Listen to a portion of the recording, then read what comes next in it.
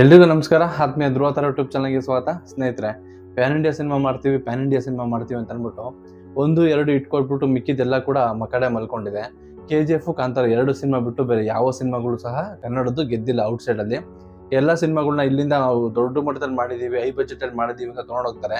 ಆದ್ರೆ ಅಲ್ಲಿ ಅವರು ತಗೊಂಡವರು 1 ದಿನಕ್ಕೆ 2 ದಿನಕ್ಕೆ ಖಾಲಿ ಹೊಡಿಯುತ್ತೆ ಥಿಯೇಟ್ರು, ಮತ್ತು ಥಿಯೇಟ್ರಿಂದ ಆಚೆ ಹಾಕ್ತಾರೆ. ಮತ್ತು ಕನ್ನಡ ಸಿನಿಮಾಗಳು ಕ್ವಾಲಿಟಿ ಇರಲ್ಲ, ನಮಗೆ ಮೋಸ ಮಾಡ್ತಾರೆ ಅಂತ ಅಂದ್ಬಿಟ್ಟು ಅಲ್ಲಿ ಮಾಧ್ಯಮಗಳಿಗೆಲ್ಲ, ಅಲ್ಲಿ ಕೆಲವೊಂದಷ್ಟು ನಟರುಗಳಾಗಿರ್ಬೋದು ಅಥವಾ ಡಿಸ್ಟ್ರಿಬ್ಯೂಟರ್ಸ್ ಹೇಳ್ತಿರ್ತಾರೆ 1-2 ಸಿನಿಮಾ ಮಾತ್ರ ಅವ್ರದ್ದು ಚೆನ್ನಾಗಿರುತ್ತೆ, ಅದು ಬಿಟ್ಟು ಇನ್ನೆಲ್ಲ ಸಿನಿಮಾಗಳು ಚೆನ್ನಾಗಿರೋದಿಲ್ಲ ಆ ಥರ ಅಂತ ಅಂದ್ಬಿಟ್ಟು ತುಂಬಾ ಮಾತಾಗುತ್ತೆ. ಯಾಕೆಂದ್ರೆ KGF ಗೆದ್ಮೇಲೆ ಒಂದು ಸಾಲು ಪ್ಯಾನ್ ಇಂಡಿಯಾ ಸಿನಿಮಾಗಳನ್ನ ಸೋತಿರೋದು ನಾವು ನೋಡಿದೀವಿ. ಆದ್ರೆ ಯಾವತ್ತೂ ಕೂಡ ಒಂದು ವಿಷಯ ನೆನ್ಪಿಟ್ಕೋಬೇಕು, ಕನ್ನಡದಲ್ಲಿ ಪ್ಯಾನ್ ಇಂಡಿಯಾ ಅಂತ ಬಂದಿದ್ದು ಮೊದಲನೇ ಸಿನಿಮಾ ಯಾವುದು ಅಂತಂದ್ರೆ 1959ರಲ್ಲಿ ಮಹಿಷಾಸುರ ಮರ್ದಿನಿ ಅಂತ ಒಂದು ಸಿನಿಮಾ ಬರುತ್ತೆ. ಅದು ಫಸ್ಟ್ ಪ್ಯಾನ್ ಇಂಡಿಯಾ ಸಿನಿಮಾ ಕನ್ನಡದ್ದು. ಅಣ್ಣವರೇ ಆ ಸಿನಿಮಾ ಮಾಡಿದ್ದು. ಅಣ್ಣವ್ರದ್ದು 13ನೇ ಸಿನಿಮಾ ಇದು. ಈ ಸಿನಿಮಾ ಏನೆಲ್ಲ ಒಂದು ದಾಖಲೆ ಮಾಡಿತ್ತು ಮತ್ತು ಈ ಸಿನಿಮಾ ಎಷ್ಟು ಭಾಷೆಗೆ ಡಬ್ ಆಗಿತ್ತು ಅಂತಂದ್ರೆ, ಈ ಸಿನಿಮಾ ಮೊದಲು 8 ಭಾಷೆಗೆ ಡಬ್ ಆಗುತ್ತೆ. ಕನ್ನಡ, ತೆಲುಗು, ತಮಿಳು, ಹಿಂದಿ, ಒರಿಸ್ಸಾ, ಮರಾಠಿ ಮತ್ತು ಬೆಂಗಾಲಿ ಅಂತೂ ಈ ಸಿನಿಮಾ ರಿಲೀಸ್ ಆಗಿ ಅಲ್ಲಿ 100 ದಿನ ಪ್ರದರ್ಶನ ಕಾಣುತ್ತೆ. ಒಂದು ಕನ್ನಡ ಸಿನಿಮಾ ಬೇರೆ ಒಂದು ಭಾಷೆ ಅಂದ್ರೆ ತೆಲುಗು, ತಮಿಳು ಡಬ್ ಆಗಿ 100 ದಿನ ಓಡೋದು ದೊಡ್ಡ ವಿಷಯ ಅಲ್ಲ. ಯಾಕೆಂದ್ರೆ ಅಲ್ಲಿ ಆಡಿಯನ್ಸ್ಗೆ ನಮ್ಮ ಹೀರೋಗಳಲ್ಲಿ ಪರಿಚಯ ಇರ್ತಾರೆ. ಆದ್ರೆ ಎಲ್ಲೋ ಉತ್ತರ ಭಾರತದಲ್ಲಿ ಇದ್ದಂತಹ ಬೆಂಗಾಲಿ ಭಾಷೆಗೆ ಮಹಿಷಾಸುರ ಮರ್ದಿನಿ ಸಿನಿಮಾ 1959ರಲ್ಲಿ ಡಬ್ ಆಗಿ 100 ದಿನ ಪ್ರದರ್ಶನ ಅಲ್ಲಿ ಕಾಣುತ್ತೆ. ಈ ಸಿನಿಮಾ ಯಾವ ತರ ಒಂದು ದಾಖಲೆ ಹೊಂದಿತ್ತು ಮತ್ತು ಈ ಸಿನಿಮಾ ಅಣ್ಣವ್ರಿಗೆ ಯಾವ ತರ ಸಿಕ್ತು ಅನ್ನೋದನ್ನ ಈ ವಿಡಿಯೋದಲ್ಲಿ ನೋಡೋಣ. ಅದಕ್ಕೂ ಮುಂಚೆ ಚಾನಲ್ಗೆ ಯಾರು ಸಬ್ಸ್ಕ್ರೈಬ್ ಆಗಿಲ್ಲ ದಯವಿಟ್ಟು ಆಗಿ ಅಂತ ಹೇಳ್ತಾ ವಿಡಿಯೋ ಶುರು ಮಾಡ್ತಿದ್ದೀನಿ. ಅಣ್ಣವ್ರದ್ದು 13ನೇ ಸಿನಿಮಾ. ಈ ಸಿನಿಮಾ ಅಣ್ಣವರು ಒಂದ್ಸರಿ ಚೆನ್ನೈಗೆ ಹೋಗಿರ್ತಾರೆ. ಚೆನ್ನೈಯಲ್ಲಿ ನಾಟಕ ನಡೀತಿರುತ್ತೆ ಅಣ್ಣವ್ರದ್ದು. ಅಂದ್ರೆ ಅಣ್ಣವ್ರು ಏನ್ ಮಾಡ್ತಿರ್ತಾರೆ ಅಂದ್ರೆ, ಸಿನಿಮಾ ಮಾಡ್ಬೇಕಾದ್ರೆ ಫ್ರೀ ಟೈಮ್ ಅಂತ ಬರುತ್ತೆ, 1 ತಿಂಗಳು 2 ತಿಂಗಳು ಹೋಗಿರೋ ಸಿನಿಮಾಗಳು ಇರ್ತಾ ಇರಲಿಲ್ಲ.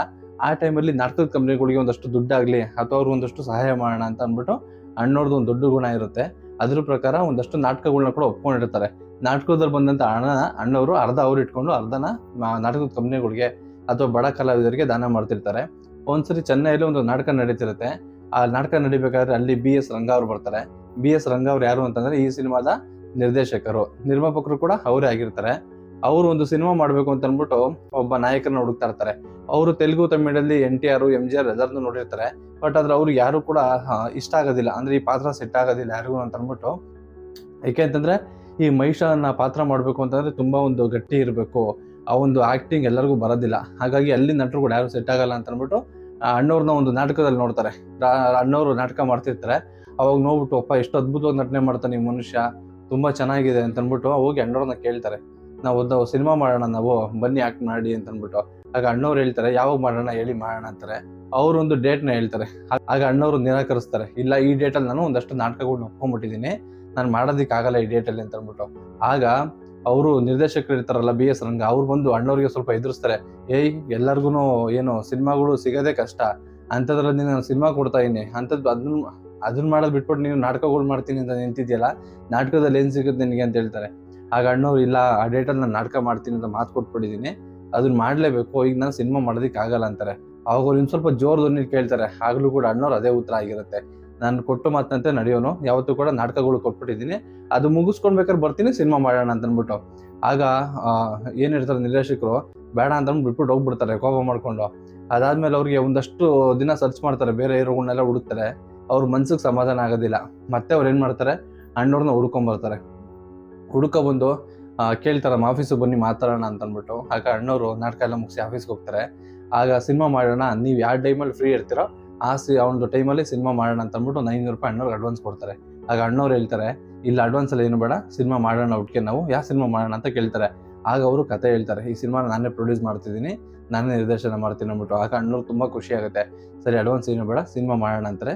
ಸಿನಿಮಾ ಕೂಡ ಮಾಡ್ತಾರೆ. ಸಿನಿಮಾ ಚೆನ್ನೈಯಲ್ಲಿ ಅರ್ಧ ಶೂಟಿಂಗ್ ಆಗುತ್ತೆ, ಇನ್ನು ಅರ್ಧ ಬೆಂಗಳೂರು ಶೂಟಿಂಗ್ ಆಗುತ್ತೆ. ಸಿನಿಮಾದಲ್ಲಿ ನರಸಿಂಹರಾಜು ಅವರು ಅಭಿನಯ ಮಾಡ್ತಾರೆ, ಮತ್ತೆ ಸಾವುಕಾರ್ ಜಾನಕಿ ಅವರು ಅಭಿನಯ ಮಾಡಿರ್ತಾರೆ, ಮತ್ತೆ ಸಂಧ್ಯಾ ಅವರು ಈ ಸಿನಿಮಾದ ದುರ್ಗಾಮಾತೆ ಪಾತ್ರ ಮಾಡ್ತಾರೆ. ಸಂಧ್ಯಾ ಅವರು, ಅಣ್ಣವರು ದಾನವ ಪಾತ್ರ ಮಾಡ್ತಾರೆ. ಈ ಸಿನಿಮಾಗೆ ಸಂಗೀತ ಕೊಟ್ಟಿದ್ದು GK ವೆಂಕಟೇಶ್ ಅವರು. 1950ರಲ್ಲಿ, ಅಂದ್ರೆ ಅಲ್ಲಿವರೆಗೂ ಕೂಡ ಬಂದಂತ ಸಿನಿಮಾಗಳು, ಅಣ್ಣವ್ರದ್ದು 13 ಸಿನಿಮಾ ಅಲ್ಲಿ ಬಂದಿತ್ತು. ಯಾವುದೋ ಒಂದು ಸಿನಿಮಾಗೆ ಹಾಕಿಲ್ಲದಷ್ಟು ಒಂದು ದೊಡ್ಡ ಬಜೆಟ್ನ ಈ ಸಿನಿಮಾ ಮೇಲೆ ಹಾಕಿರ್ತಾರೆ. ದೊಡ್ಡ ಮಟ್ಟದಲ್ಲಿ ಬಜೆಟ್ ಹಾಕಿ ಈ ಸಿನಿಮಾನ ಗೆಲ್ಲಿಸಲೇಬೇಕು ಅಂತ ಅಂದ್ಬಿಟ್ಟು ತುಂಬಾ ಚೆನ್ನಾಗಿ ಮಾಡ್ತಾರೆ. ಈ ಸಿನಿಮಾ ಅದೇ ತರ ಬೆಂಗಳೂರಲ್ಲೇ ಈ ಸಿನಿಮಾ 200 ದಿನ ಓಡುತ್ತೆ ಮತ್ತು ತೆಲುಗು ತಮಿಳಿಗೂ ಕೂಡ ಡಬ್ ಆಗುತ್ತೆ. ತೆಲುಗಲ್ಲಿ ಸಿನಿಮಾ ಡಬ್ ಆಗಿ ದೊಡ್ಡ ಮಟ್ಟದಲ್ಲಿ ಸಕ್ಸಸ್ ಆಗುತ್ತೆ ಮತ್ತು ಹಿಂದಿಲ್ ಕೂಡ ಈ ಸಿನಿಮಾ ದುರ್ಗಾ ಮಾತಾ ಅಂತ ಒಂದು ಹೆಸರಲ್ಲಿ ಬರುತ್ತೆ. ಹಿಂದಿಲೂ ಕೂಡ ದೊಡ್ಡ ಮಟ್ಟದ ಸಕ್ಸಸ್ ಆದ್ಮೇಲೆ ಮರಾಠಿಲಿ ಮತ್ತೆ ಬೆಂಗಾಲಿ ಎಲ್ಲ ಮಾಡ್ತಾರೆ, ಅಲ್ಲೂ ಕೂಡ ದೊಡ್ಡ ಮಟ್ಟದಲ್ಲಿ ಈ ಸಿನಿಮಾ ಹಿಟ್ ಆಗುತ್ತೆ. ಈ ಸಿನಿಮಾದ ಇನ್ನೊಂದು ವಿಶೇಷತೆ ಏನಂದ್ರೆ ಈ ಸಿನಿಮಾ ಬಂದು ತೆಲುಗುಗೆ ಡಬ್ ಆಗುತ್ತಲ್ಲ, ಆಗ ಒಂದು ಗುಮ್ಮಡಿ ಅಂತ ಒಬ್ರು ನಟರು ಇರ್ತಾರೆ, ಅವ್ರು ಬಂದು ಅಣ್ಣವ್ರಿಗೆ ಧ್ವನಿ ಕೊಡ್ತಾರೆ ಈ ಸಿನಿಮಾದಲ್ಲಿ. ಯಾಕೆಂತಂದ್ರೆ ಅಣ್ಣವ್ರಿಗೆ ಕನ್ನಡ ಮತ್ತು ತಮಿಳು ಚೆನ್ನಾಗಿ ಬರ್ತಿತ್ತು, ಆದ್ರೆ ಅವ್ರಿಗೆ ತೆಲುಗು ಬರ್ತಿರ್ಲಿಲ್ಲ. ಹಾಗಾಗಿ ಗುಮ್ಮಡಿ ಅನ್ನೋರು ಈ ಸಿನಿಮಾಗೆ ಧ್ವನಿ ಕೊಡ್ತಾರೆ. ಅವರು ಈ ಸಿನಿಮಾಗೆ ಧ್ವನಿ ಕೊಟ್ಟಿದ್ದ ಕಾರಣಕ್ಕೆ ಅವರು ಈ ಸಿನಿಮಾಗೆ ಸಂಭಾವನೆ ಪಡೆಯೋದೇ ಇಲ್ಲ ಸಿನಿಮಾ ತುಂಬಾ ಚೆನ್ನಾಗಿದೆ, ಅಣ್ಣವರು ನಿಜವಾದ ಮಹಿಷಾಸುರನ ಮೈ ಮೇಲೆ ಬಂದಿರೋ ತರ ಅಭಿನಯ ಮಾಡಿದ್ದಾರೆ, ಹಾಗಾಗಿ ನನಗೊಂದು ಒಳ್ಳೆ ಸಿನಿಮಾ ತೋರಿಸಿದೀರಾ, ನನಗೆ ಸಂಭಾವನೆ ಬೇಡ ಅಂತ ಅವ್ರೊಂದು ದೊಡ್ಡ ಗುಣ ಕೂಡ ಈ ಸಿನಿಮಾದಲ್ಲಿ ತೋರಿಸ್ತಾರೆ. ಇದಾದ್ಮೇಲೆ ಸಿನಿಮಾ ದೊಡ್ಡ ಹಿಟ್ ಆಗುತ್ತೆ. ಆಗಿನ ಕಾಲಕ್ಕೆ 2-3 ಲಕ್ಷ ರೂಪಾಯಿವರೆಗೂ ಕಲೆಕ್ಟ್ ಮಾಡುತ್ತೆ ಈ ಸಿನಿಮಾ. ಆದ್ರೆ ಅಣ್ಣವರು ಈ ಸಿನಿಮಾನ ದೊಡ್ಡ ಮಟ್ಟದ ಸಕ್ಸಸ್ ಆದ್ಮೇಲೆ ಅವ್ರ ಪಾಡಿಗೆ ಅವ್ರು ಇರ್ತಾರೆ. ನಿರ್ಮಾಪಕರು ಬಂದು BS ರಂಗ, ನಿರ್ದೇಶಕ ನಿರ್ಮಾಪಕ 2 ಅವರೇನೆ ಬಂದು ಅಣ್ಣವ್ರಿಗೆ 5,000 ರೂಪಾಯಿ ದುಡ್ಡನ್ನ ಗಿಫ್ಟ್ ಆಗಿ ಕೊಡ್ತಾರೆ, ಉಡುಗೊರೆಯಾಗಿ ಕೊಡ್ತಾರೆ.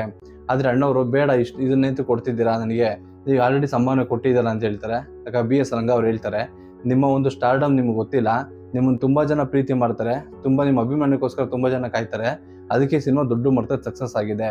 ನೀವು ಯಾವುದೇ ಕಾರಣಕ್ಕೂ ಇಷ್ಟು ಕಮ್ಮಿ ಅಮೌಂಟ್ ತಗೊಂಡು ಅಭಿನಯ ಮಾಡಬೇಡಿ, ನಿಮ್ಮ ಒಂದು ವ್ಯಾಲ್ಯೂ ಬೇರೆನೇ ಇದೆ ಅಂತ ಹೇಳ್ಬಿಟ್ಟು ಉಡುಗೊರೆಯಾಗಿ ಕೊಡ್ತಾರೆ. ಸಿನಿಮಾ ದೊಡ್ಡ ಮಟ್ಟದ ಸಕ್ಸಸ್ ಆಗಿದೆ, ನೀವು ನಿರ್ಮಾಪಕರ ಹತ್ರ ನಿಮ್ಮ ಸಂಭಾವನೆ ಹೆಚ್ಚಿಸ್ಕೊಳ್ಳಿ ಅಂತ ಹೇಳ್ಬಿಟ್ಟು ಕೊಡ್ತಾರೆ. ಯಾಕೆಂದ್ರೆ ಅಣ್ಣವ್ರು ಯಾವತ್ತೂ ಕೂಡ ದುಡ್ಡಿಗೆ ಆಸೆ ಪಟ್ಟವ್ರಲ್ಲ, ಪಾತ್ರಕ್ಕೆ ಆಸೆ ಪಡೋರು, ಒಳ್ಳೊಳ್ಳೆ ಕಥೆಗಳಿಗೆ ಆಸೆ ಪಡೋರು.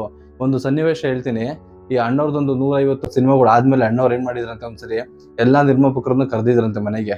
ಅಂದ್ರೆ ಅವ್ರದ್ದು ಸಂಭಾವನೆ ಜಾಸ್ತಿ ಮಾಡ್ಕೋಬೇಕು ಅಂತ ಅನ್ಬಿಟ್ಟು ಕೇಳಿದ್ರಂತೆ, ನಿಮ್ಗೆಲ್ಲ ಏನು ಅಭ್ಯಂತರ ಇಲ್ಲ ಅಂದ್ರೆ ನಂದು ಕುಟುಂಬ ಕೂಡ ದೊಡ್ಡದಾಗ್ತಿದೆ, ನನಗೂ ಮೂರು ಜನ ಗಂಡ್ ಮಕ್ಳು ಇದ್ದಾರೆ, 2 ಹೆಣ್ಮಕ್ಳು ಇದ್ದಾರೆ, ನಾನು ಒಂಚೂರು ಸಂಭಾವನೆ ಜಾಸ್ತಿ ಮಾಡ್ಕೋಬೋದಾ ಅಂತ ಅನ್ಬಿಟ್ಟು ಎಲ್ಲಾ ನಿರ್ಮಾಪಕರನ್ನು ಕರೆಸಿ ಕೂರಿಸ್ಕೊಂಡು ರಿಕ್ವೆಸ್ಟ್ ಮಾಡ್ಕೊಂಡಿದ್ರಂತೆ, ನನ್ಗೆ ಇಷ್ಟು ಕೊಡ್ತಿದ್ದೀರಾ, ಈಗ ಒಂಚೂರು ಜಾಸ್ತಿ ಮಾಡ್ಕೋತೀನಿ ಅಂತ ಅನ್ಬಿಟ್ಟು. ಯಾಕೆಂದ್ರೆ ಅಣ್ಣವ್ರಿಗೆ ನಿರ್ಮಾಪಕರ ಮೇಲೆ ಇದ್ದಂತ ಪ್ರೀತಿ ಮತ್ತು ಕಾಳಜಿ ಅದು. ಯಾಕೆಂದ್ರೆ ಪ್ರೊಡ್ಯೂಸರ್ ಎಲ್ಲಿಂದ ದುಡ್ಡು ತರ್ತಾರೆ, ನಾವ್ ಎಷ್ಟು ಬೇಕಷ್ಟು ತಗೊಂಡು ಸಿನಿಮಾನ ಕೇಳಿಸ್ಬಾರ್ದು, ಹಾಳು ಮಾಡಬಾರ್ದು, ಸಿನಿಮಾ ಮೇಲೆ ಪ್ರೀತಿ ಹೆಂಗೆ ಇರಬೇಕು, ಹೊಸ ನಿರ್ಮಾಪಕರು ಬರಬೇಕು ಅನ್ನೋದು ಅಣ್ಣವ್ರ ಆಸೆ ಆಗಿತ್ತು. ಅದಕ್ಕೋಸ್ಕರ ಅಣ್ಣವರು ನಿರ್ಮಾಪಕರನ್ನ ಅನ್ನದಾತರು ಅಂತಿದ್ರು, ಅಭಿಮಾನಿಗಳನ್ನ ದೇವರು ಅಂತಿದ್ರು. ಯಾಕೆಂದ್ರೆ ಅಭಿಮಾನಿಗಳನ್ನೇ ಅಣ್ಣವ್ರು ಇದ್ದಿದ್ದು ಅಂತ ಹೇಳ್ತಾ ಈ ವಿಡಿಯೋನ ಇಲ್ಲಿ ಮುಗಿಸ್ತಿದ್ದೀನಿ. ಎಲ್ರಿಗೂ ಧನ್ಯವಾದಗಳು.